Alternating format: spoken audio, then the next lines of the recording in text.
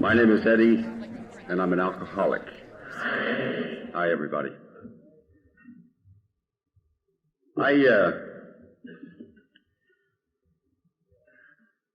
First I'd like, because I have a quick forgetter, I'd like to thank the committee for inviting me here to share this weekend with you all. It's a privilege.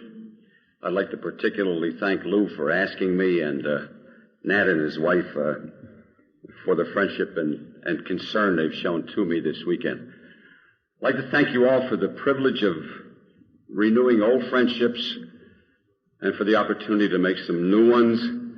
And I say that from the bottom of my heart because that's what this is about. There are two people in this audience, for instance, that I've loved for many, many years, and they're sitting in the front row here, and we're brothers and sisters. And when I see them, I know that. I know what's between us.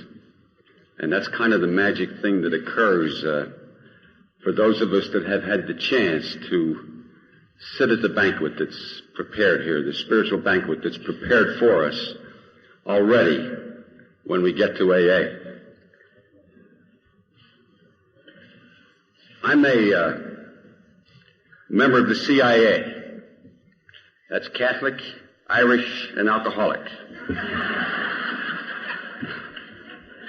I'm also a lawyer. Thought I'd get all the negatives out of the way first before we get started here. I've come a long way from the days of what it was like when I got here. There's no magic way to get from there to here. I look back often and I've heard thousands of definitions about what it's like to be an alcoholic and what it's like to be in the position of the alcoholic. And I'm talking specifically about the perspective, the look at the alcoholic that non-alcoholics have. Because they do kind of look at us as if we're a little bit more than mildly weird at times. And I think the best description of that I ever heard was a long time ago, and it comes from an old Irish music called ditty. And it goes this way. How well I do remember that evening in September, I was carrying home my load with manly pride. When my legs began to stutter, I laid down in the gutter. And a pig came up and laid down by my side.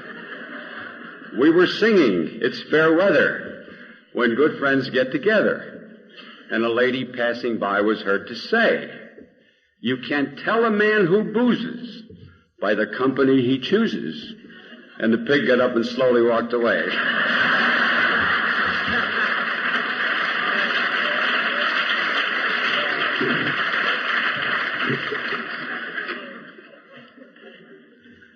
I really never know how to get started here. I'm here for one purpose and one purpose only, and that's to share with you, and for you to share with me, our experience, strength, and hope. I'll promise you two things tonight, the brief time we have together here. I'll tell you the truth, as best God gives me the light to see the truth, and I won't talk about anything that I haven't personally experienced, drunk and sober.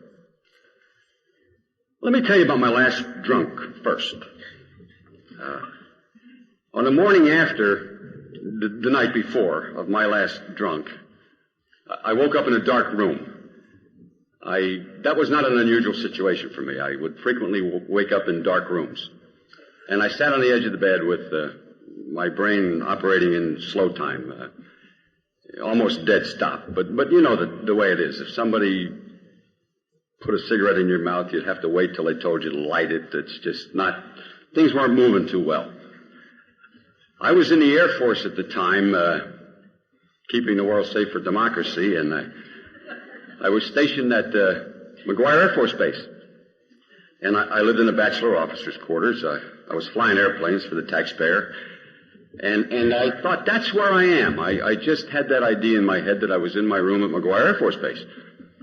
And as I began to become just a little bit conscious, I looked around and things weren't right. There was wildlife on the walls that was different from the wildlife that would be on the walls in my room. And there was a woman in the bed beside me that I didn't recognize. And she was a different color from me. And I got up and I thought I better check this out because I don't think I'm at home. And I walked outside and sure enough I wasn't. Where I was in Africa. And I didn't know how the hell I got there. And I didn't know where in Africa I was either. We're not totally insensitive people. We know when that fear sets in that there are certain obvious questions we'd like to ask, but can't. You can't stop somebody on the street and say, "Pardon me, sir, can you tell me what country this is?"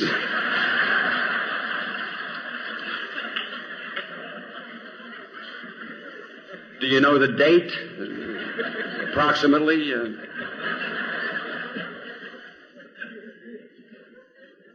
I can't remember my name. Can you help me out? So we kid around a little bit. We make it a point to stop, if you like me, and start conversations with people. I found a guy that spoke a little bit of English and asked him where he lived. And he said, "Well, I live right here in Addis Ababa." And I thought, aha. Now, that was in Ethiopia. And I looked in my pocket. I found a key that said the Royal Haile Selassie Hotel, Addis Ababa, Ethiopia. And I was hoping that the Royal Haile Selassie Hotel in Addis Ababa, Ethiopia was somewhere near where I was. A fellow helped me out, and I got a taxi back to that hotel. And the Air Force, things began to come back to me a little bit. The Air Force that I'd gone over there with to fly for the United Nations, this is in the early 60s, very early 60s, had left. They were gone when I got back to the hotel. And I didn't know whether they were coming back either. Obviously they did. You'd have somebody else speaking up here for openers if they didn't, but they came back a couple of days later, and I sweated bullets. And that morning I got back to that hotel, and I had 3 drinks to calm my nerves. And those were the last 3 drinks of alcohol that I've had from that day to this. And that was the 3rd of September, 1962. Now, I'm incredibly and eternally grateful that they were the last drinks of alcohol that I've had to take. Let me back up, give you just a little bit of background. I think that's important. I think some of our case history is important, and it's important because I found out that I was an alcoholic, not out there, but in here, listening to other poor fools like me stand before audiences and talk about their drinking, the right place, the bells rang.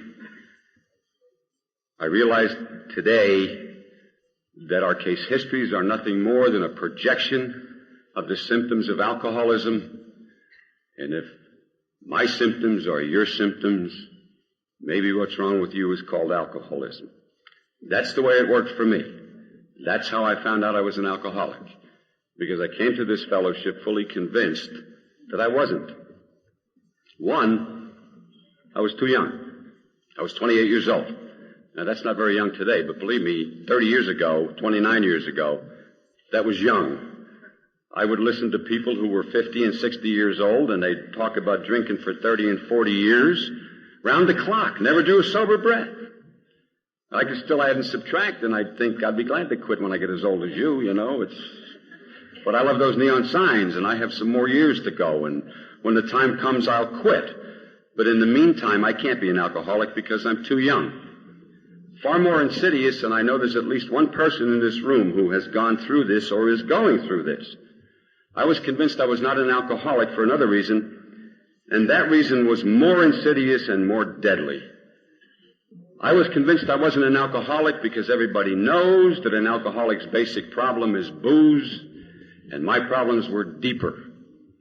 And if I could figure those out, then I wouldn't drink so much.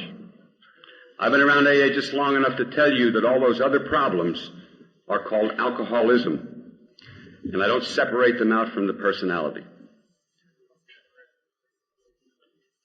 I grew up in a small coal mining town in Pennsylvania. I grew up on county relief welfare.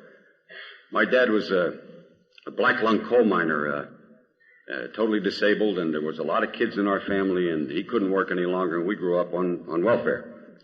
And it wasn't bad. I don't mean to say that to you as if it was something bad. There was a lot of love in that home that I remember today and cherish today. But the fact remains that when I was growing up, all I wanted to do was get out of there. So when I was 17 years old, I threatened to run away with the circus unless my parents let me go into the armed forces. The Korean War was on, and I was afraid I was going to miss it. I saw too many John Wayne movies, like most everybody else I knew at that point in time, and so they let me enlist. And the caveat was that I had to enlist in the Navy. I wanted to go somewhere else, so I enlisted in the Navy at age 17. I went through a basic training in a little school for aviation. I was a bomb loader and worked on guns, which I liked at the time because that was hip, to work on guns. And when I came out of training in early 1952, two guys out of my company got drafted into the Marine Corps and sent to Korea.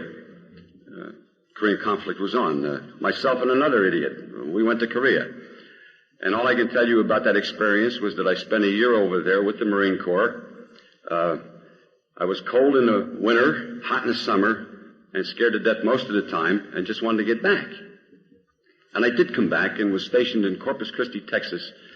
I was 19 years old, and I was stationed in Corpus Christi, Texas. I'm a test taker.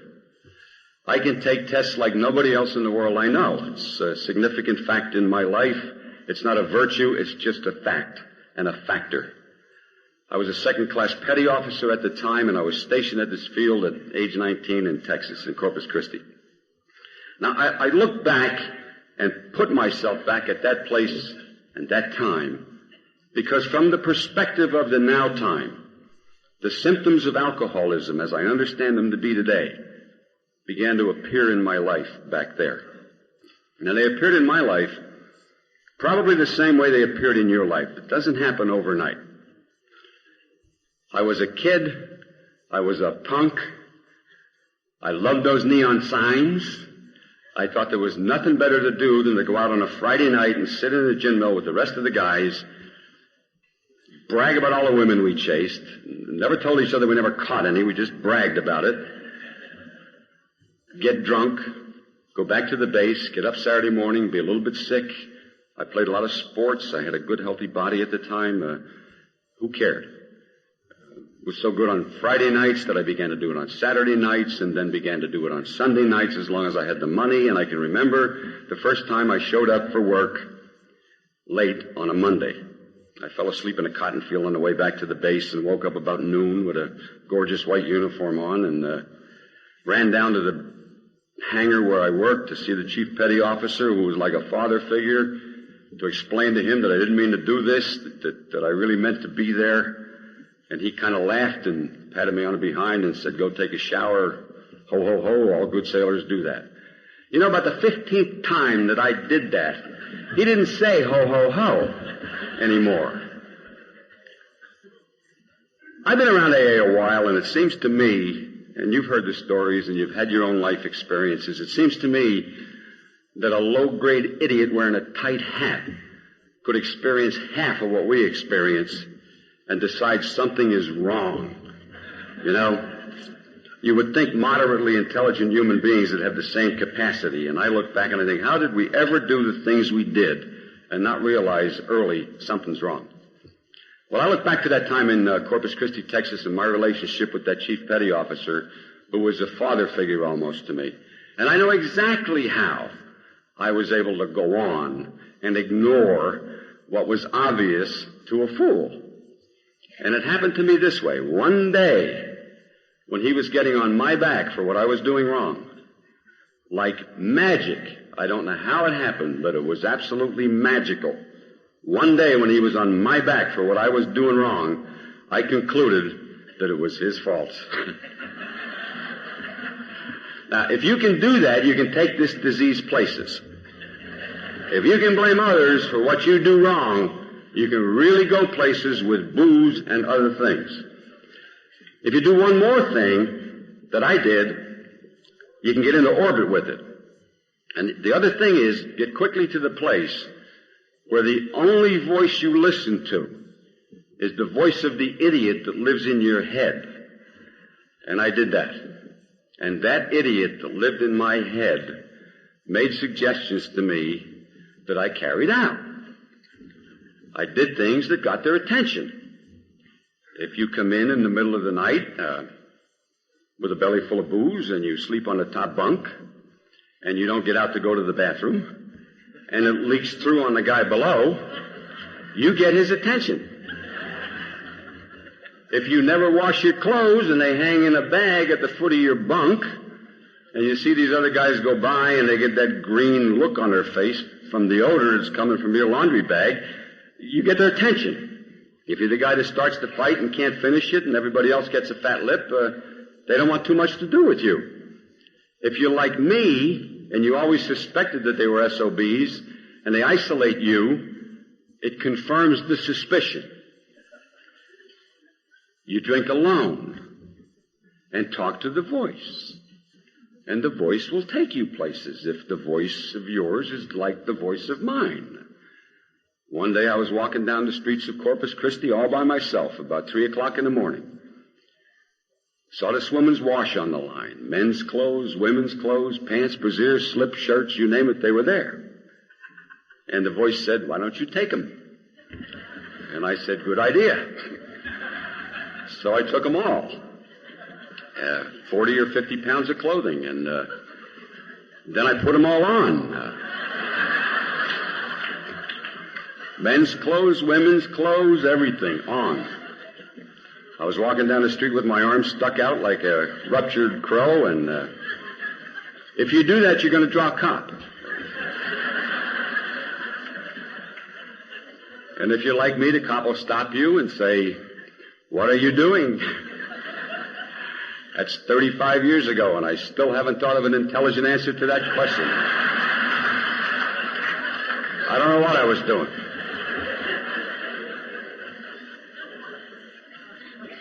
But I got locked up, and I woke up the next day. I didn't get into a lot of trouble. Even the judge laughed when he heard the description of the crime. And I woke up in jail, though, the next morning with vague memories of what happened the night before.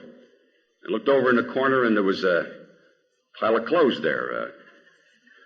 And I remembered some of the things that had gone on and said to myself, "You didn't do that."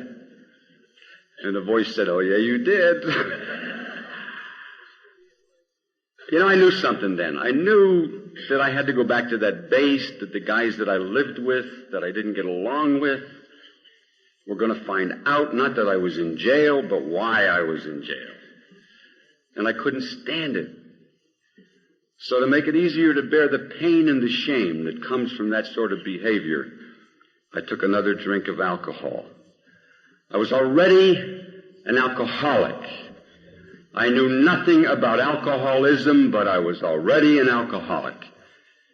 If you are an alcoholic and take one drink of alcohol, it seems to me, from my experience, both personal and from watching you, sooner or later, you must drink to excess. As a result of the pain and shame that I felt, I took a drink of alcohol. I was already an addict. Sooner or later, I drank to excess. As a result of drinking to excess, I got into another jam. To make it easier to bear the pain and the shame of that jam, I took a drink of alcohol. Sooner or later, drank to excess and got into another jam. Now, that's my case history in a nutshell. I wouldn't have to tell you anything else about it other than to tell you what you already know. And that is that if you continue to do this, the jams get closer and closer together. If you have moral standards of behavior, they come between you and taking a drink. One by one, you break them. Until when you arrive at AA, if you're like me, there's no mystery as to being bankrupt spiritually, emotionally, physically, certainly, and mentally. They go. They disappear. I have yet to hear of a guy or a gal who came to this fellowship with a drinking problem, went back out and came back and told us, I had a great time and got better. We all talk about how worse it gets when we go back out. I would go to great lengths, as you did, I'm sure, to try to shape up and turn over a new leaf. Usually it was prompted by a recognition that I'm going downhill fast and something would get my attention and I'd try to shape up.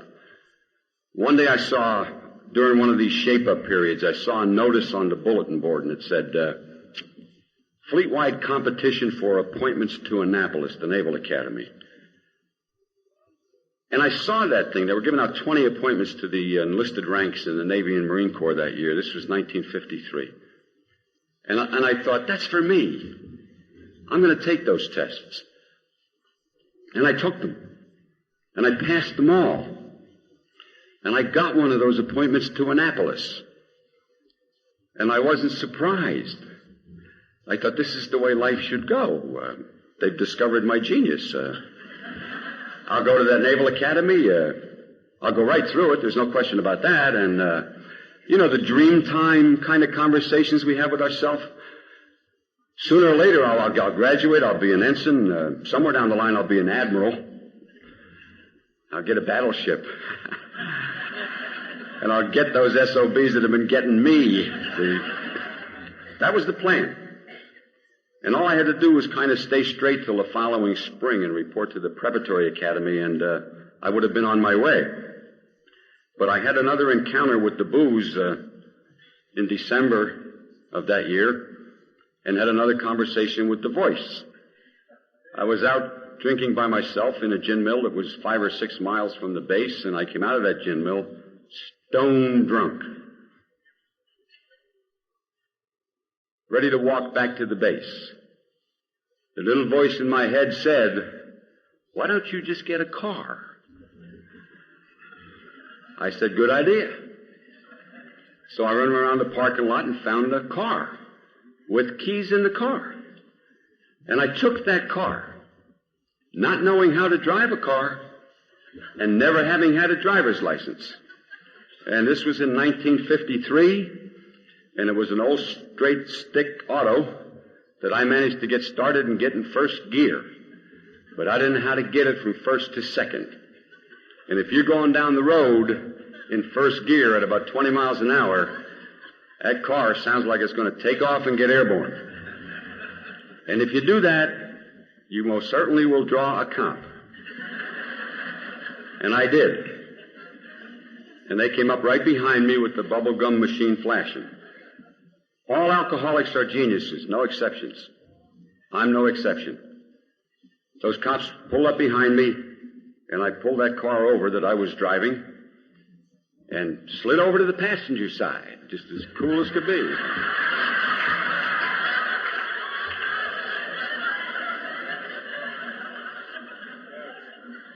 And I opened the door and got out of the car and crawled under the car.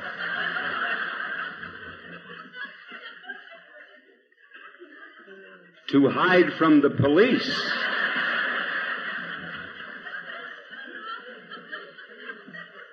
Who were watching me do it.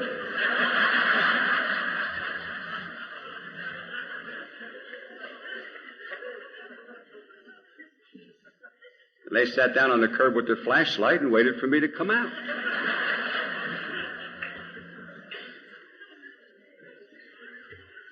And this time the judge did not laugh. This time they threatened me with a Texas prison sentence. And this time I cried big time. The Navy that I hated, the chief petty officer who was my mortal enemy, the division officer who was worse than Captain Queeg, all came down and said, don't send this young man to a Texas prison. He's a Korean War veteran. Give him back to us, and we will court-martial him. And they did, and I got court-martialed for the first time. And I quit drinking forever. And I lasted about 3 weeks because I can't stand sobriety. The curse of the drinking man, the curse of the alcoholic, is not the DTs and waking up in the gutter. The curse is to be sober and can't stand it. I knew I had troubles with alcohol. For a brief period of time, the liar had died. I couldn't say this is bad luck. This is being stationed in Texas. This is having the wrong parents. This is being of the wrong religion. You know, this was nuts, and I knew it was nuts. And for a very short period of time, I knew booze had something to do with it, so I set about quitting drinking forever at age 19. And I lasted about 3 weeks because I couldn't stand it and started to drink again. 4 years after I enlisted in the Navy, I was out of the Navy. I used to say I got out. I have to tell you, I wasn't allowed to re-enlist. I went back to my hometown in upstate Pennsylvania. My parents had seen me go away, a mixed-up teenager. And I'd seen them, I think, twice in the 4 years that I was away. When I came back a lunatic. I wouldn't work. I started to collect unemployment. I drank every day. I had a bunch of younger brothers and a sister at home, and I scandalized them all. I ran in and out every back door in that little town, and there was the town I come from is a mining town, and the population peaked during World War II at 600, and it was downhill from there, so everybody knows your business. And if you're Irish Catholic and come from a big clan, you're related to at least 50% of the people in the town. And I just ran amok. I was there about 3 months and had to leave the town. I had to leave because I listened to the voice. The voice told me one night to take another car, and this time it was the only police car in the town. If you do that, you really get their attention, and they tell you, leave or else, and I know what the or else was, and I left. I loved that town. I can remember coming back to it. When I came back from Korea, I got there in the middle of the night and kneeled down and I kissed the ground. I just wanted to get back there. And when I'm age 21, 22, and I'm being run out of that town, I have that peculiar sense that the alcoholic has who needs them, to hell with them. And I left.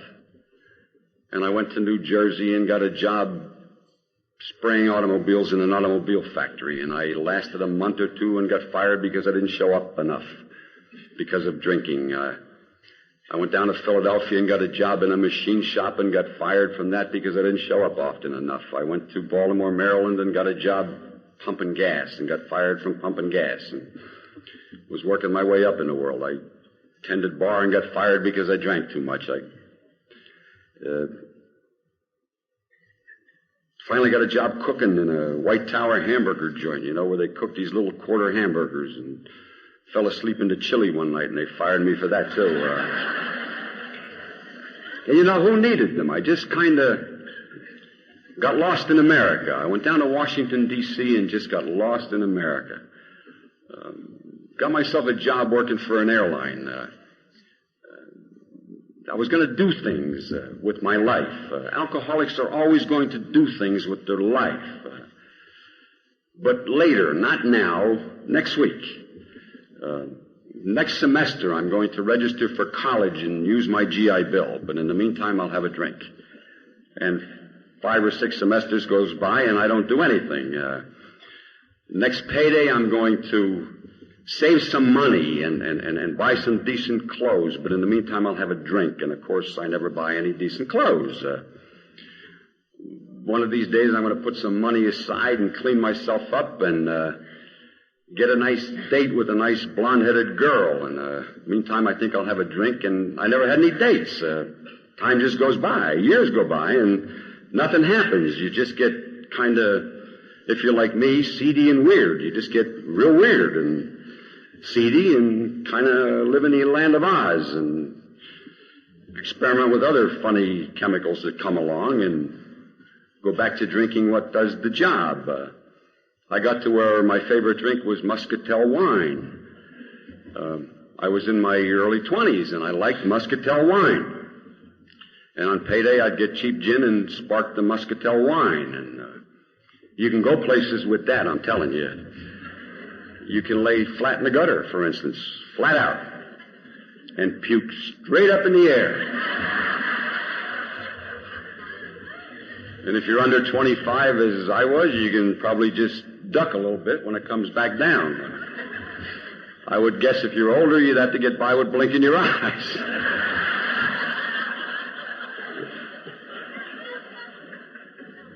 I lived in boarding houses.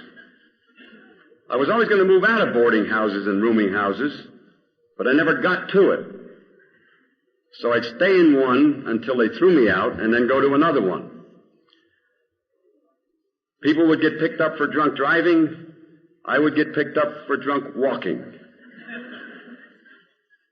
I would get picked up for bizarre behavior. You can't pee on fire plugs in Washington, D.C.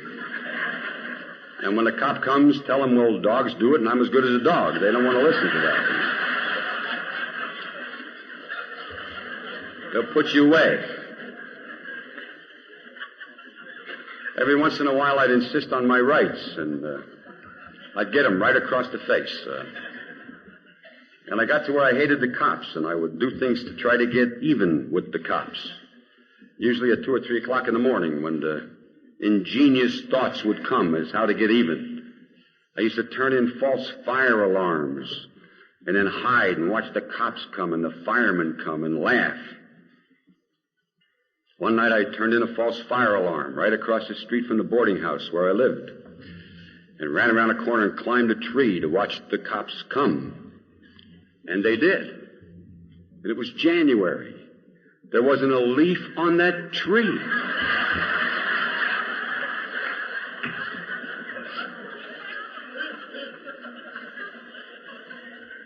Cop said, come down. I said, who, me? 200-pound canary sitting up in a tree, wondering how he was caught with not a leaf on the tree.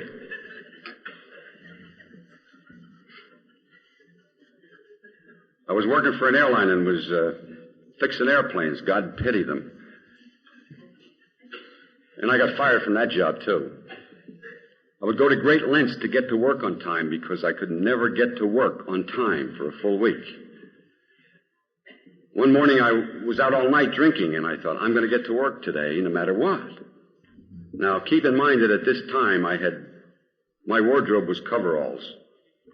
I had sweat stains down to my waist. I smelled like a goat. I didn't bathe often. I had a bunch of rotten teeth from the wine. I let my hair grow long. And I had a beard. And that wasn't hip then. That was before it was hip to have long hair and a beard.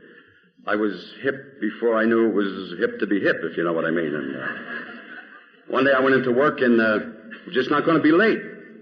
So I drank till about 5 o'clock in the morning and went in there at 6, and I didn't have to be there late. And while I was there waiting to go to work, I got tired, and I went to sleep back in the back. And woke up about 11 o'clock in the morning from way back behind the hangar. And I wanted to turn into the Invisible Man because I vomited, and the vomit was on my beard and on my clothes, and I looked elegant, wonderful. And I have to go through the work area. It's one level of embarrassment to go to work late. You haven't lived in embarrassment till you're there and you're late. I got up and came forward, and the foreman said, where in the name of God were you? Back there. What were you doing? Sleeping. Why? I was tired. What am I going to tell him? Please, God, let it be 4:30 and let me get the hell out of here so I can get a drink and I'll be invisible for another day.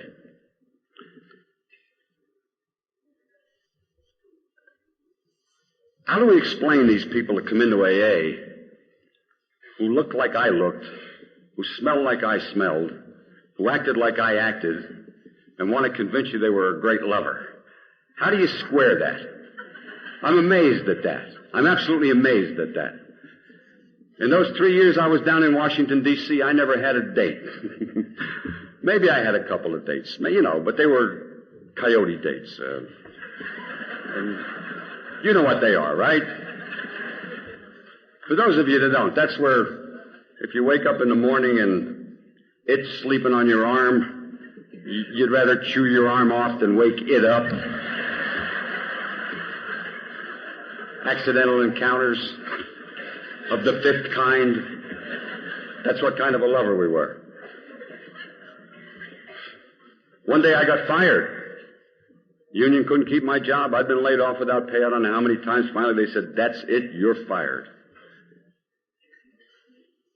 I got thrown out of the last boarding house I lived in. I was sitting in a park across the street from a post office with my beard and my coveralls. And what I'm about to tell you next is kind of improbable, but it happened nonetheless. I saw a sign across the street that said, "Join the Air Force." And I thought, that's for me, man. That's my way out.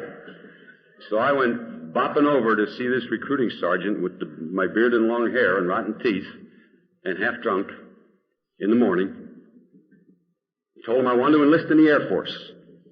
And he wanted no part of me. But I told him I was an honorably discharged veteran, an American citizen. I had a right to enlist. And to get rid of me, he gave me his tests. And made the biggest mistake of his life. Because I can take tests, drunk also. And I think I got the highest scores he'd ever recorded, which meant nothing because I never did anything with the brain God gave me ever. And I got enlisted into the Air Force.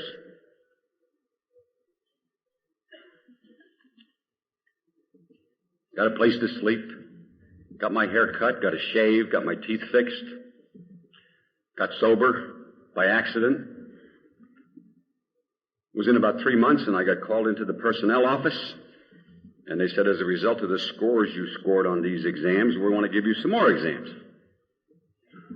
Those additional exams were the Air Force Officer's Qualification Test, Flight Aptitude Test, and a 2-year college equivalency exam. And I took them, and I passed them all. And a month or so after that, I got a letter from the Chief of Staff of the Air Force indicating that I was accepted to flight training, and they were going to make an officer out of me if I wanted it. And I wasn't too surprised. I thought, well, if I can't be an admiral, I'll be a general. But if I can't get a battleship, I'll get a bomber. But I'll still get those SOBs that have been getting me. And that was the plan. And I went to Lackland Air Force Base for pre-flight training in San Antonio, and the gate slammed shut. I was there 15 months. When I first got there, I was a wonderful specimen. I remember not too long before that, before I got into the Air Force, coming out of a shower in this boarding house and inspecting the body. You know, as you go by a mirror, drunks look at their body. Usually they look at their body when they're going past the mirror and they see the reflection in the mirror and go, "Who's that?" You know, and it's you. Then they'll check things out to make sure it's all okay. You know, I stand there and try to make a bicep, and nothing happened with me, folks, nothing. I mean, I could stand there all day and no bicep, nothing. And I showed up in that kind of shape for flight training, and, 3 months later, I'm a healthy man and go through it, and I graduated. I was a distinguished graduate. I was sent to McGuire Air Force Base in New Jersey to fly transport airplanes. I was a second lieutenant. I had a pair of wings on my chest, and I thought I had arrived. I felt, man, they have discovered me. Look out. I'm going to fly these airplanes. Won't be long. I'll have enough money. I'll buy myself a convertible automobile. I'll meet these long-legged, good-looking, blonde-headed women, and life's going to be mighty fine. And I thought, I'll drink like a gentleman. I'll drink what I see advertised on television. Martinis. I hadn't thought about the problems I'd had with booze, so I started to drink again.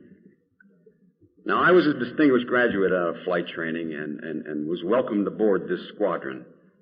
And within the next 9 months, I was in the local jail 6 times. For everything from drunk walking to fighting with cops to passing out flat in the middle of a highway and not moving. For any reason. I was grounded because you do things that get your attention if you fly drunk. If you lose an airplane and can't tell them what you did with it, it gets their attention. If you get to the place in life with the booze, as I did, where you hear voices and have visions when you try to get sober. And when you start to have those visions, you're sitting in the cockpit of an airplane, and you tell the guy that's sitting beside you about the visions, it really gets their attention. If you say to the captain, "Where did that mouse come from?" And he says, "What mouse?" Whatever you do not tell him the mouse that's coming out of the altimeter, because he'll look at you like this, and you'll say, "Only kidding."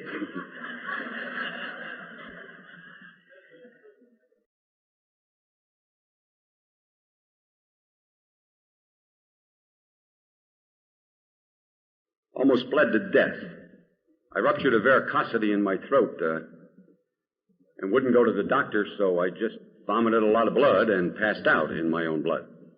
And they put me in a hospital near death from this loss of blood. They grounded me, they made me go see a shrink, and they court-martialed me. And I thought, who cares? Who cares? The same sons of bitches I knew all my life. Who cares? I used to say about this time I found AA. But that's not true, because about this time AA found me. And AA found me in the guise of a fella that lived next door to me in the bachelor officers' quarters. We shared a bathroom. This was the only guy on McGuire Air Force Base, and he was a young pilot who knew anything about alcoholism. And one morning when I was in the bathroom, kneeling at vespers at the commode, slipping and sliding in and calling for O'Rourke and making those noises all drunks make, and crying, and the blood was coming up again. And Kurt was standing in the doorway of the bathroom. And I said, "My God, I gotta stop drinking." And Kurt said to me, "Do you mean that?" And I said, "Yes." I meant no, but I said yes. Now here was a guy who was the first of a series of coincidences that are not coincidences, who appeared in my life at crucial times on this journey, on this adventure that we take together. Here was a guy who to this day I don't think has a problem with alcohol. He didn't have a problem then, he didn't have a problem years thereafter, but he knew all about alcoholism. Because in 1962, when I met Kurt had a father who was an alcoholic. And as he stood in the doorway of the bathroom, Kurt told me about his dad. He told me about his father going to a Texas prison for 2 years for doing what drunks do best, passing bad checks. He told me about being raised by various relatives because his parents got divorced as a result of his father's drinking. He told me about having to hold the old man down when he was a young teenager while he pulled the lizards off when he was going through the DTs. More importantly, Kurt told me about his father going to Alcoholics Anonymous and never taking another drink. That old man wrote to me after I got sober, till he died. I said to Kurt, "I know what's coming." He suggested I go to AA.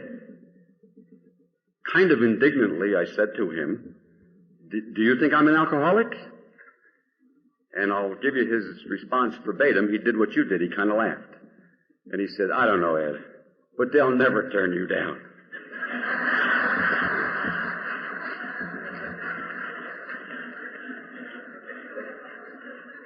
So on the basis of his phone call to AA, and in his car, I was under arrest. He snuck me off the base. We went to meet the president of AA.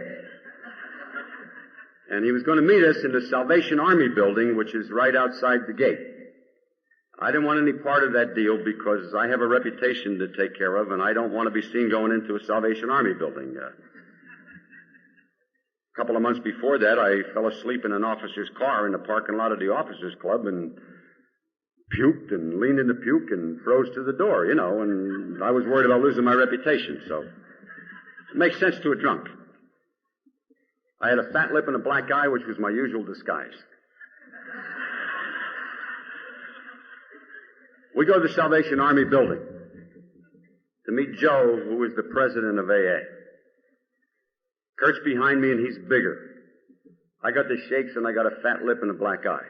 And I'm in front of him with my raincoat collar up. No rank on the collar. We go inside. We ask the captain that's in there, where's Joe, the president of AA? He points over in the corner and said, that's him.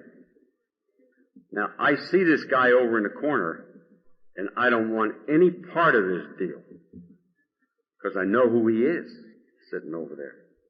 Sitting over there in the corner is the meanest man on McGuire Air Force Base. Most people talk about having sponsors that act like sergeant majors. My sponsor was the sergeant major.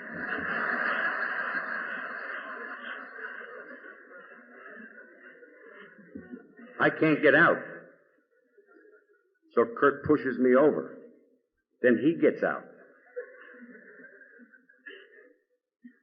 Joe asks me all the questions. Do you drink? Yes. How much? A lot. How much is a lot? I tell him. He says, yeah, that's a lot. Do you want to quit? Yes. I meant no, but I said yes again. Next question. When? Any answer other than right now, and he'd tell me, leave. I said, right now. He said, fine. Sit down. Finally, he said to me, by the way, what's your rank? And as arrogantly as I could say it, I said, second lieutenant. And I got to quote his response because it defined our relationship from that point on. And he said, and I quote, I'll be a son of a bitch. I've been waiting 20 years to get my hands on a second lieutenant.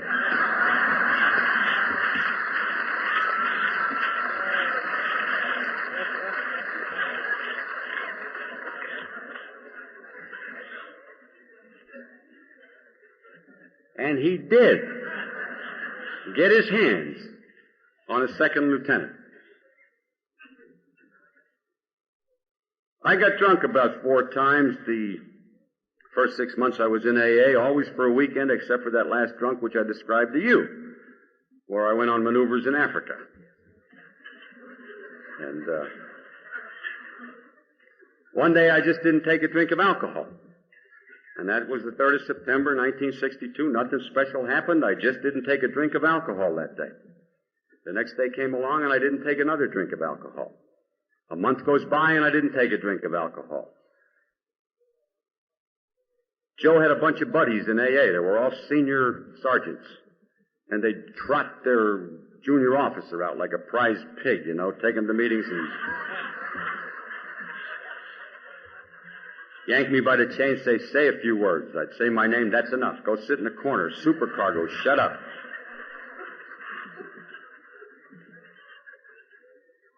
Joe went to see my commanding officer and got permission to take me off the base to go to AA meetings, even though I was under arrest. Bring him back by midnight. We don't want him turning into a pumpkin. Have him back. Had to sign me out like a piece of contraband material. And we went to meetings in his car with these other sergeants. And I listened to them. And I got sober. And finally 90 days went by and I didn't have a drink of alcohol. And up there in New Jersey in those days, they'd give you a lapel pin, which had the AA logo, the triangle, and it was gold-colored, and on the top of the triangle was a G, and on the bottom 2 corners of that triangle was AA, and there was a dot in the middle, and they'd give you a little speech, and they'd say, the G stands for God, and I'd say, no kidding. And they'd say, well, I guess you can figure out the AA stands for Alcoholics Anonymous, and I'd say, yeah. And they'd say, the dot's you. keep yourself there and you won't have any trouble between God and AA. And I used to think, how tacky. These guys are nuts. But I got that pin.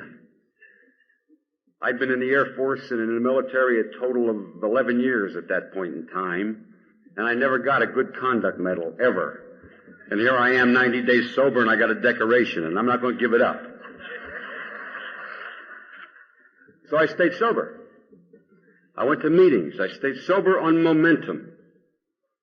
I didn't believe a word about the spiritual aspects of Alcoholics Anonymous that I heard talked about from podiums like this.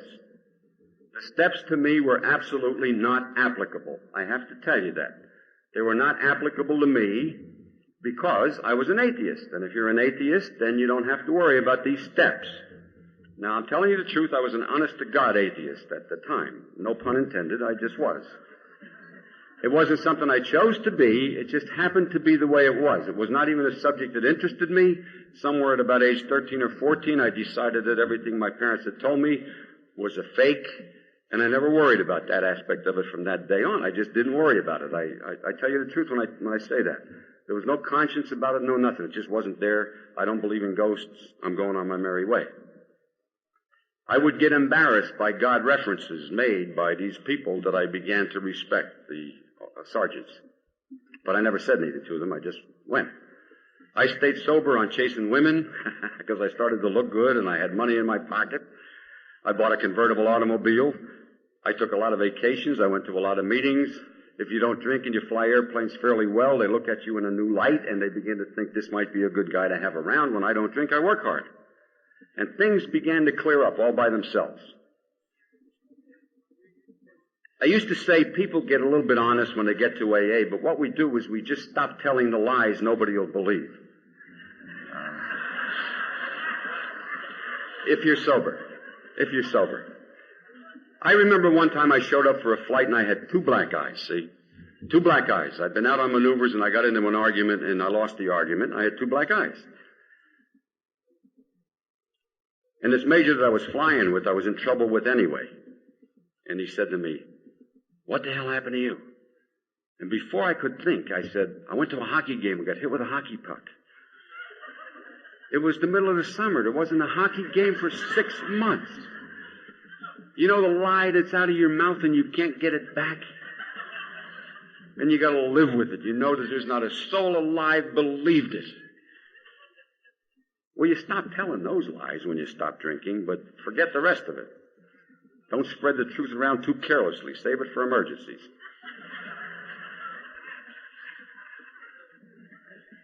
I stayed sober on momentum for a couple of years.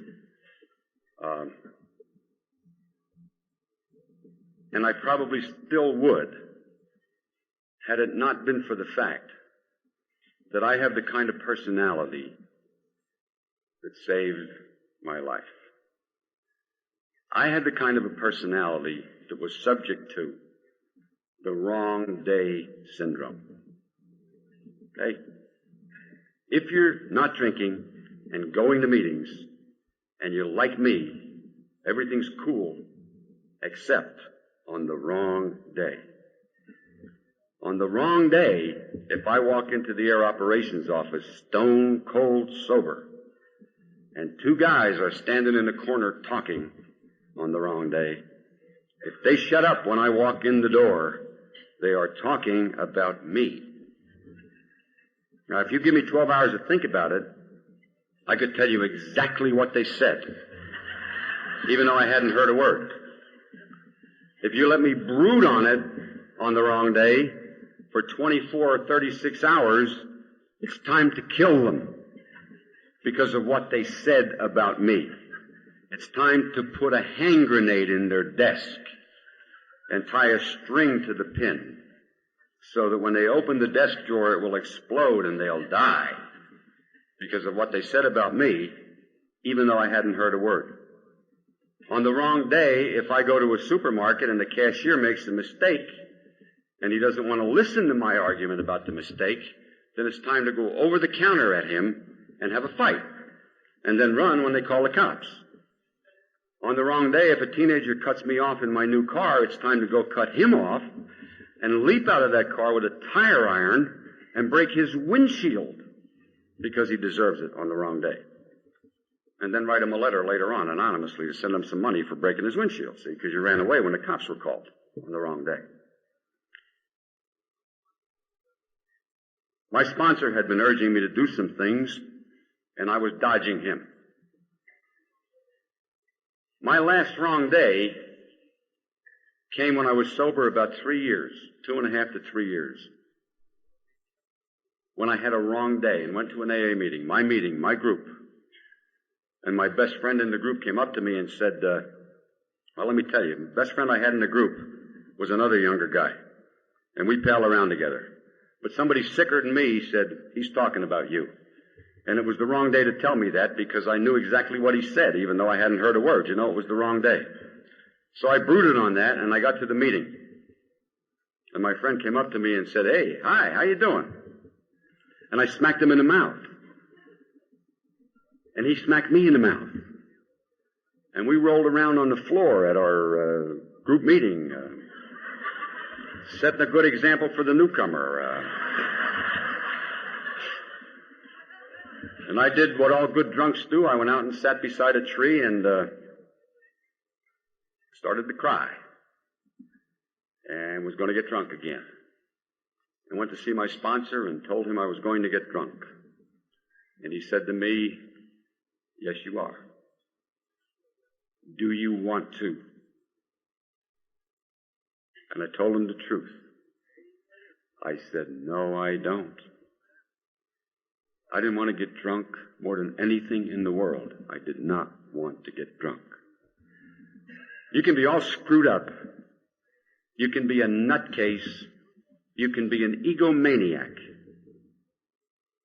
You can be as sick as they come, in my opinion. And if God gives you one gift, if He gives you, as He gave me, the desire to be sober more than anything else in the world, I don't think you have to worry about whether or not you'll get to the place where you'll work these steps. Your personality, if it's like mine, will take you there.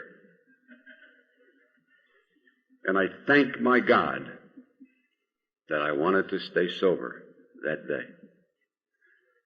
Because when I said to him, yes, I do, he said, then you've got to do some things. And I told him in my judgment these things didn't apply to me. And he told me in no uncertain terms that if he wanted my judgment, he'd come down to the slammer and talk to me the last time I was locked up. And he said, you've got to do these steps. And I told him I couldn't do these steps because I'm an atheist and they have to do with God. And he looked at me and cursed and said, tell me, hotshot, what has the fourth step got to do with God? And I read it. And on the face of it, it has nothing to do with God. I read it out loud, and it said, made a fearless and searching moral inventory of ourselves. And he said, where's God in that step? And I said, well, no place. He said, then do it. Now, I'm here to tell you that the fourth step has everything to do with God. But I didn't know it at the time. He sandbagged me. They sandbagged me.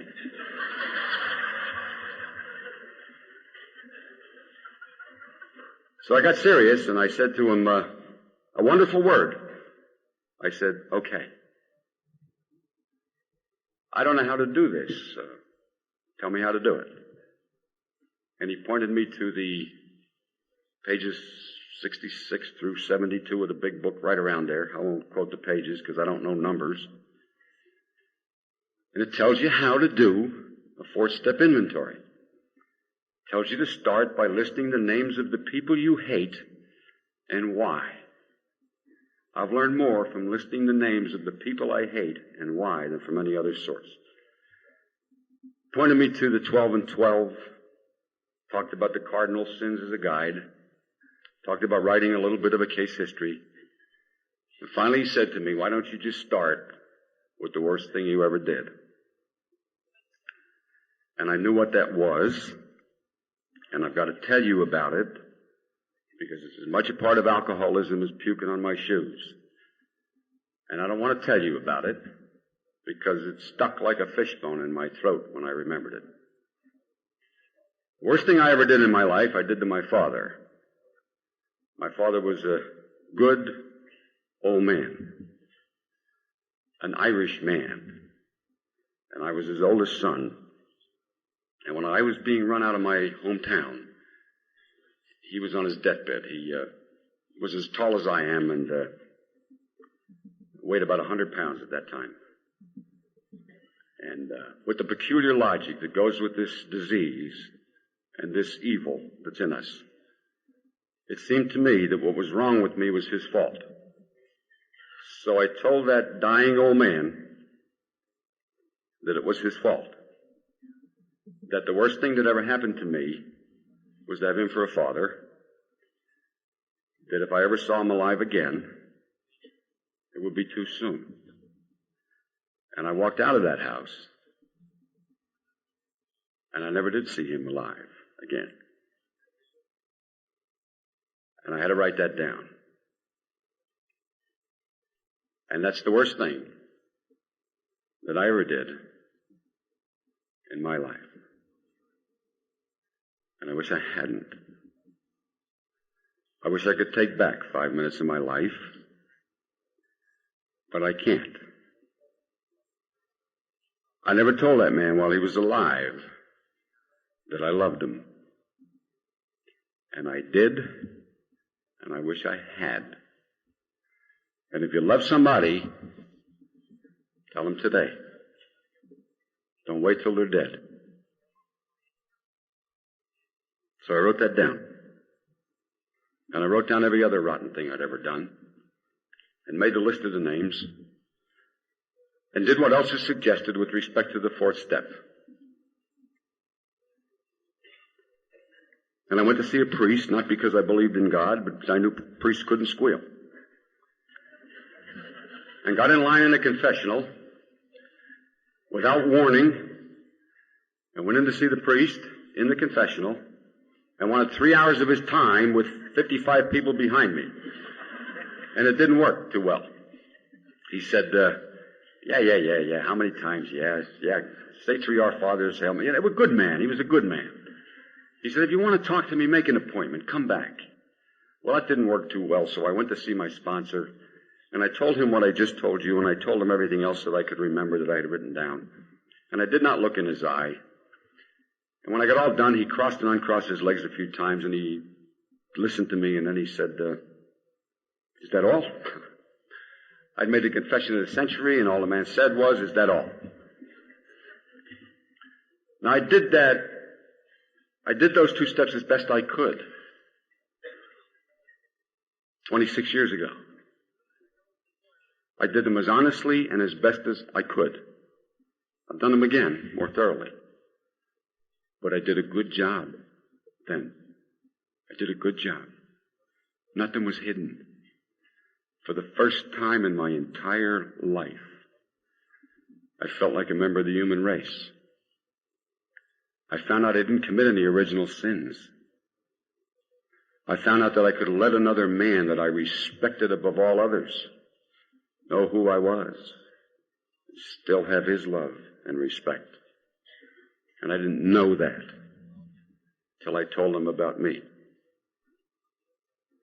As a result of the feelings that I got, and a sense of belonging, truly, that began to come to me, I backed up and started over and resigned from the debating society and went through the motions of attempting to work these steps as they're written, slowly, over a period of years, to put them into my life. I read a lot of books because I wanted a more complicated answer to the problem of alcoholism.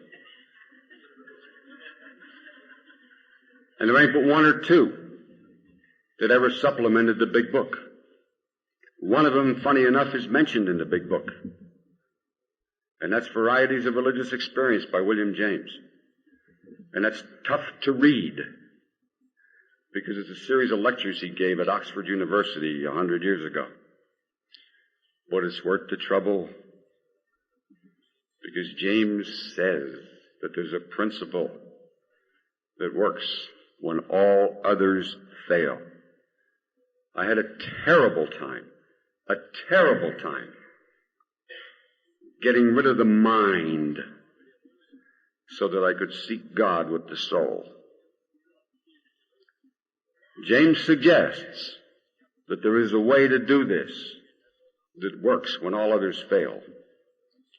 He calls it the as-if principle. And it works like this. If you wait till I feel like telling you the truth, I'll never get there. If I want to feel like an honest man, James says, tell the truth for 6 months. If you want to know what it's like to love, you don't have to wait till you feel loving. Show love for 6 months and you will feel like a loving human being. If you wish to believe in God, and I did, because I saw my sponsor, James suggests, act as if you do. James suggests that works for atheists. I tell you profoundly that it worked for this atheist. Deeply, convincingly, permanently. However slowly, over a period of years. Let me just talk a little bit more about recovery and we'll get on with it. When I finished talking to my sponsor, he said to me, you still got a mother? I said, yeah. Does she know you're alive? I don't know. When's the last time you saw her? I said, 5 years ago. He said, why don't you go see her? I said, okay. Better yet, why don't you write her a letter? If she's still living, we don't want to kill her by surprise. So I wrote to my mother. My mother's like a lot of mothers, like Dillinger's mother. My Johnny's not a bad boy, you know. Come home. So I went home to see my mom. She was delighted to see her oldest son. My good old Irish Catholic mother. My brothers were not glad to see me. But I kept coming back. I learned about the joy of making amends as a result of a suggestion made by my sponsor. And I'll tell you that it's a trip you don't want to miss. Ever. I went back and took my mom to church. In my car. I let her tell me how to drive my car. Even though she never drove a car in her life. I took her shopping while she went and bought needles and thread and talked to everybody in the whole damn town. I would take her wherever she wanted to go, and I would sit around with her for the rest of her life. Wherever I was stationed in the world, it didn't matter. I'd go home and let her listen to her tell me about the old tales for the 55th, 100th time, and smile and laugh at the appropriate places and kiss her and tell her I loved her.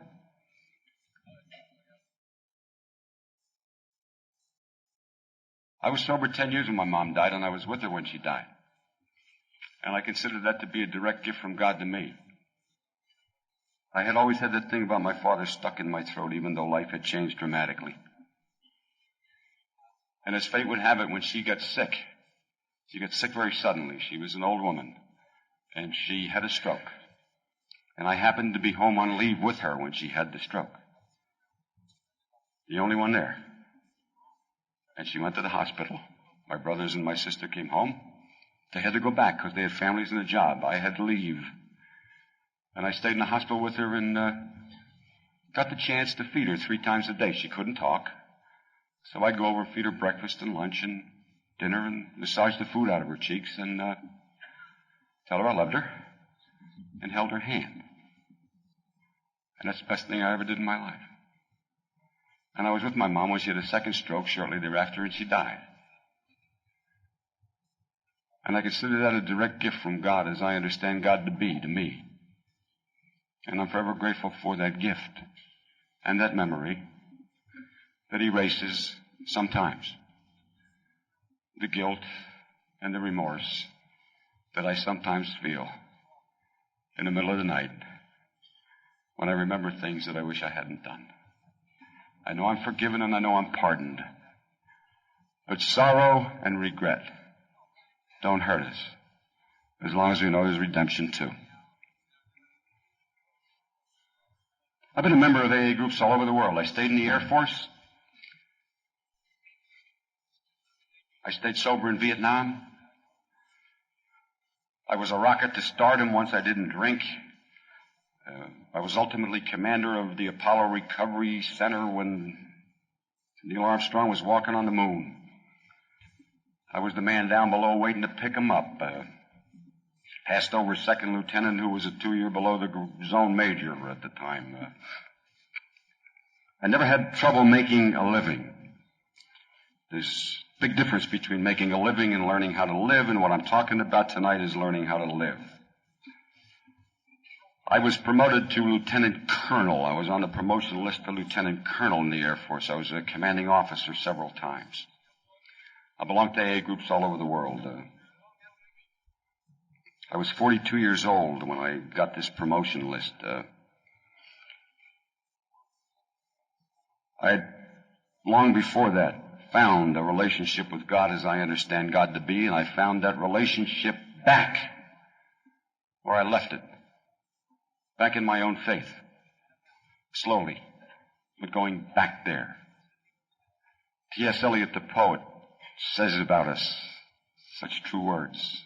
He says, the purpose of all our journeys is to return to the place from whence we began and know it for the first time. I was 42 years old. I had been seeking knowledge of God's will in my life for some time.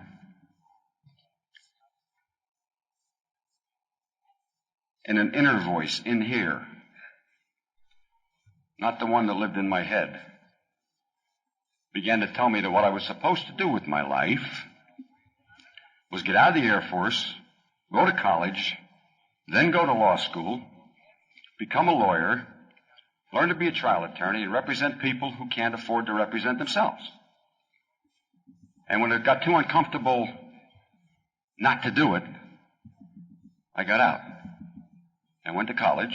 And I graduated with highest honors. I ought to throw that out there, being a test taker. And I don't take any credit for that. It wasn't any trouble. I applied to law schools at 10 because I thought I would not be accepted. I was an old man.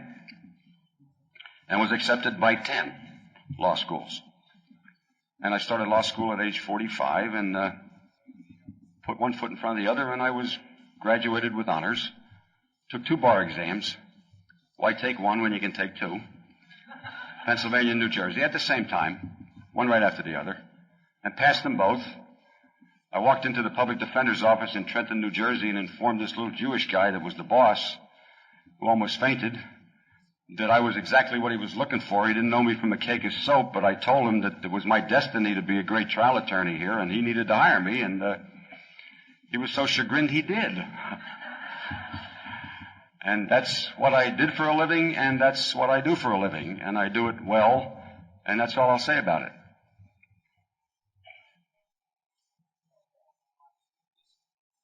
What's this all about?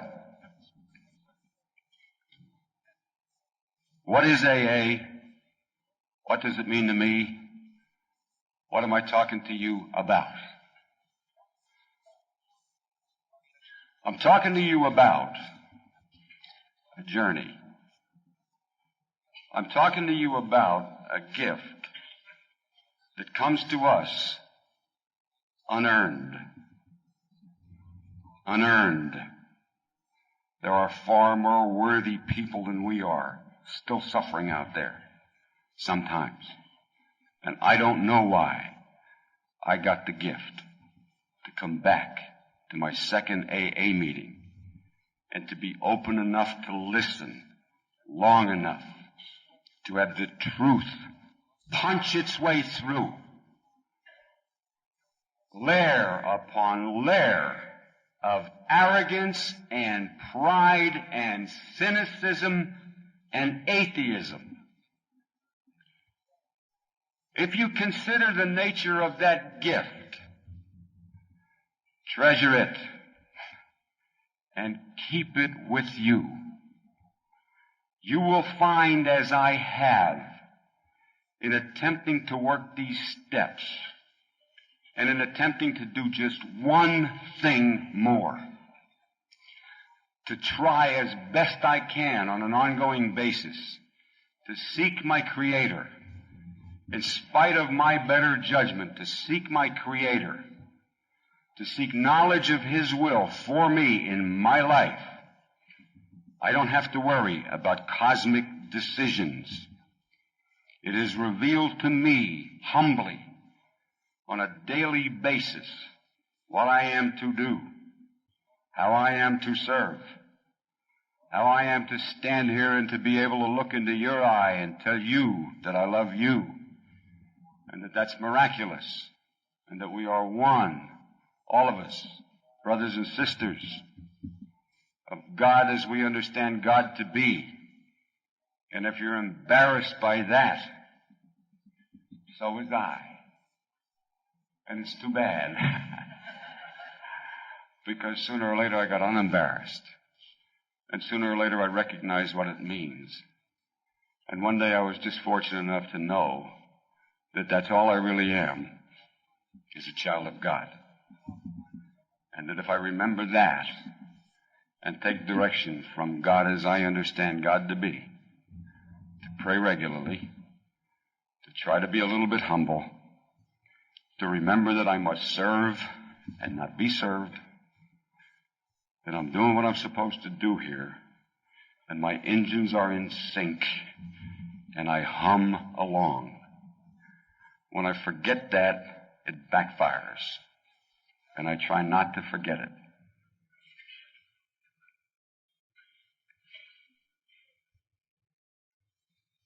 I'm going to close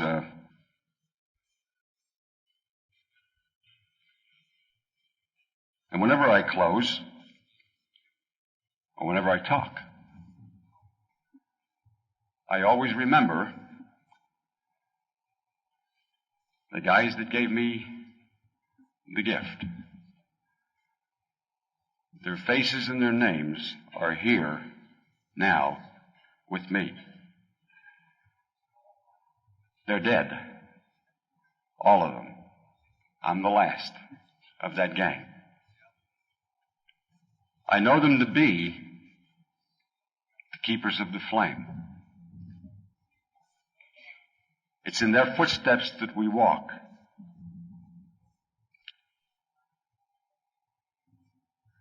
"29 years ago,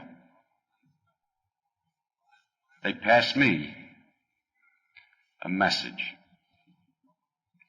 They did for me what's been done for you, a 12-step call.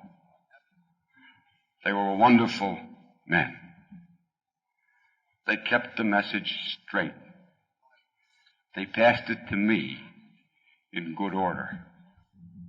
I must pass it to you as best I can in good order. It's in their name that I congratulate you on your 51st convention. It's in their name that I tell you I love you.